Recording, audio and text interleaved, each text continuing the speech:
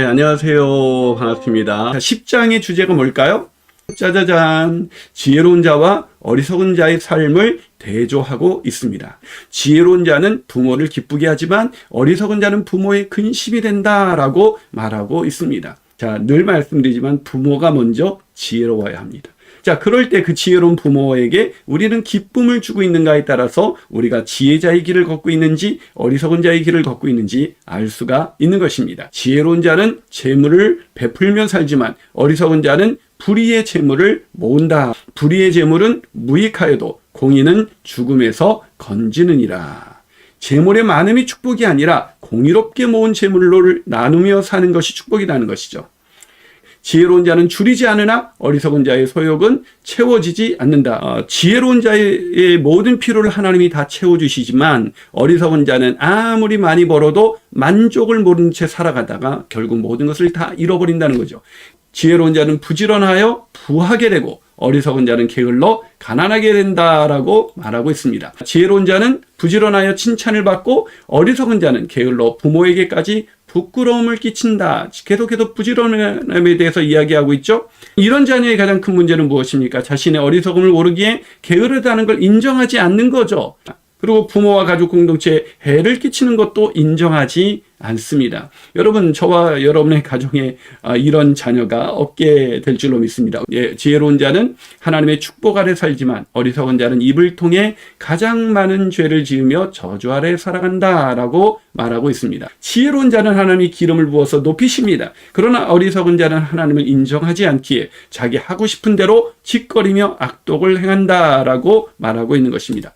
자, 지혜로운 자의 이름은 존경을 받지만 어리석은 자의 이름은 썩어 사라진다. 이어서 우리가 8번째 지혜를 배울까요? 지혜로운 자는 하나님과 부모의 말씀을 사모하나 어리석은 자는 자기 말하기 바빠 지혜를 얻지 못하고 망한다.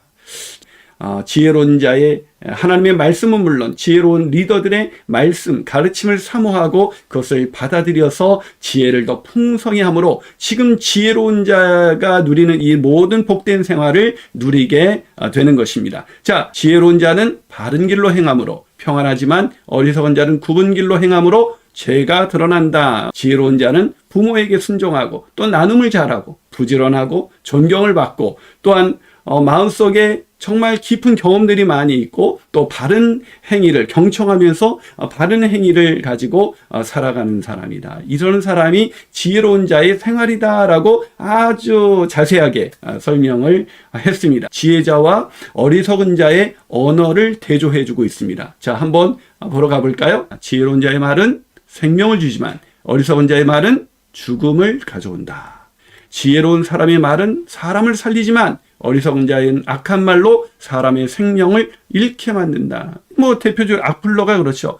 어리석음의 극치입니다.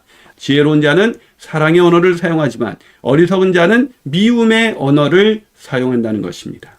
미움은 다툼을 일으켜도 사랑은 모든 허물을 가리느니라. 질문을 해볼까요? 내가 전달한 말은 사랑에서 나오는가?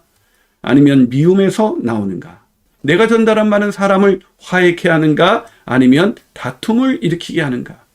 교회에서도 뭔가 말을 전달했는데 서로 더 다투게 만드는 사람이 있고 말을 전달해서 서로 화해하게 하는 사람이 있습니다.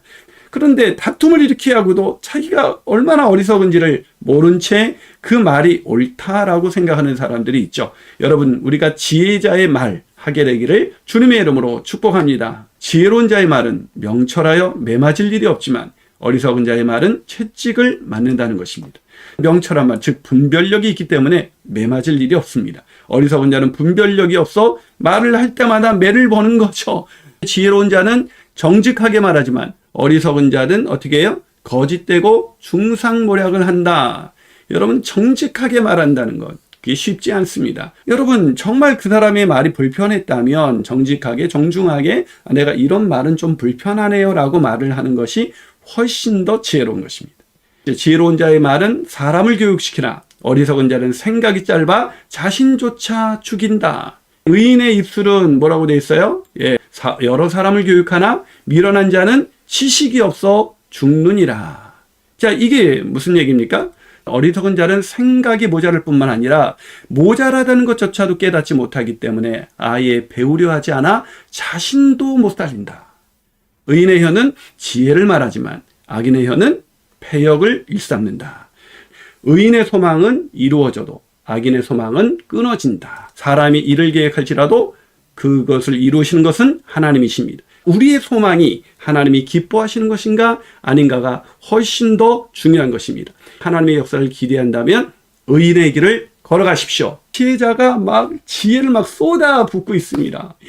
이것도 주어야 되고 저것도 주어야 되고 지혜 창고에 들어갔다가 깜짝 놀라서 도대체 어느 것부터 먼저 적용해야 될지 너무나 보석 같은 지혜들이 이 10장에 있었습니다. 한마디로 정리하면 이렇게 정리할 수가 있습니다. 지혜로운 자는 그의 말과 생활이 생명력이 있어 영원한 형통을 누리지만 어리석은 자는 그의 말과 생활이 악함으로 형통한 것 같아도 순식간에 사라진다.